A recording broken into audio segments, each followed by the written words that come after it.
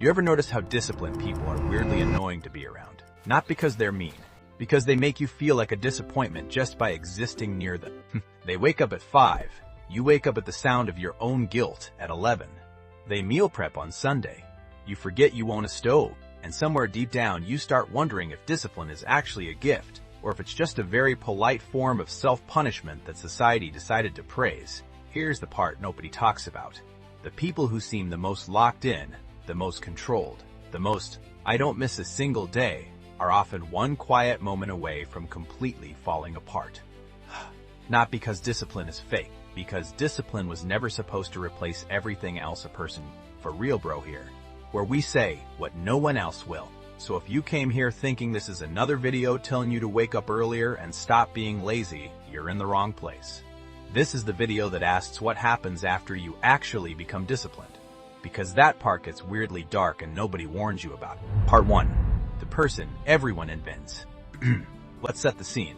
You decide enough is enough. No more scrolling at 1 a.m. No more skipping the gym. No more I'll start Monday. You build the routine. You stack the habits. Cold showers, journaling, no sugar, 8,000 steps before breakfast like you're training for a war nobody declared. And it works. People notice. Your friends start asking what changed. Your body changes. Your bank account stops looking like a crime scene. You feel powerful in a way you didn't expect, like you finally found the cheat code to being a functional adult. But here's the weird part.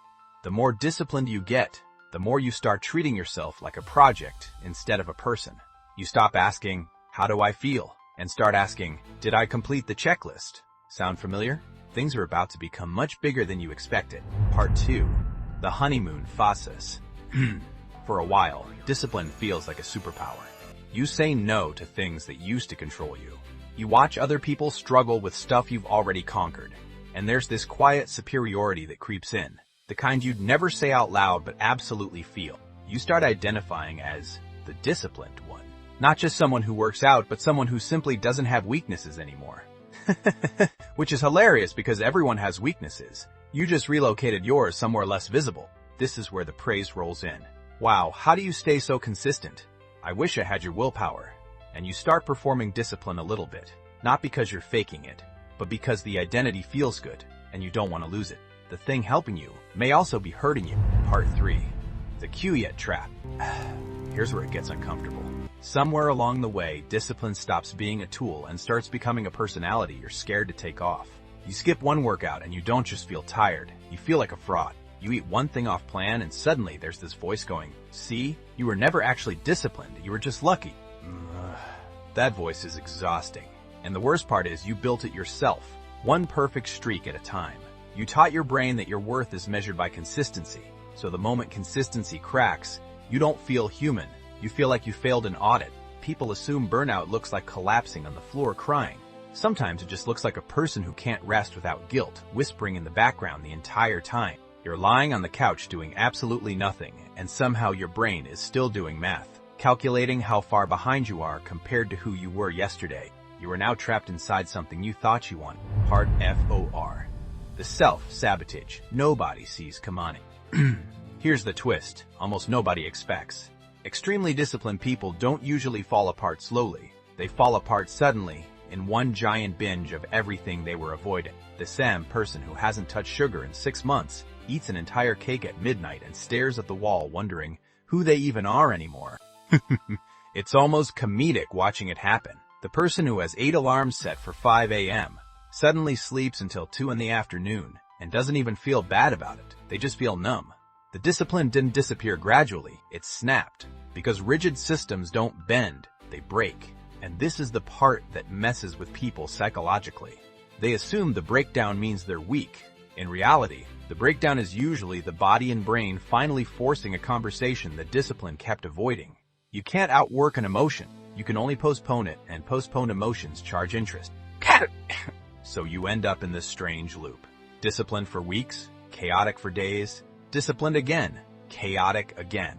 Each time wondering why the good version of you keeps disappearing, when really there was never a good version and a bad version. There was just one tired human being treated like a machine that forgot to ask for maintenance.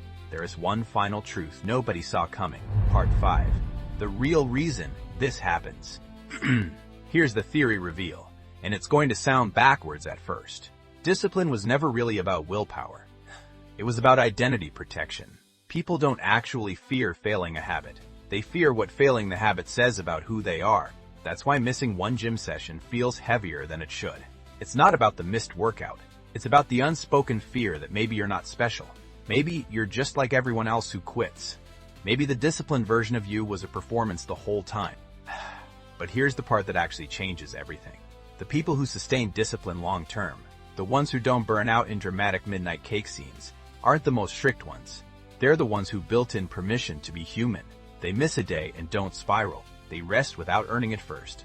They treat themselves like a person having a life, not a system running a program. Remember at the start when we talked about disciplined people being annoying to be around?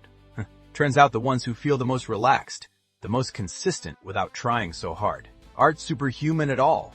They just stop treating every small mistake like a personality crisis. 5 a.m. wake-up call you envied was never the secret. The secret was someone who stopped punishing themselves long enough to actually keep going. So yeah, damn, that changes everything. Now here's where you come in, and don't lie in the comments because we'll know. Tell me the most disgustingly chaotic thing you did right after a disciplined streak ended. The cake, the bed rod, the 3-day TV marathon, all of it. Bonus points if you tried to justify to yourself in real time. And if you somehow made it this far without smashing that subscribe button, congratulations, you just proved the entire video right, because apparently discipline really is hard for some of you. We'll be here either way, judging lovingly. See you in the next one.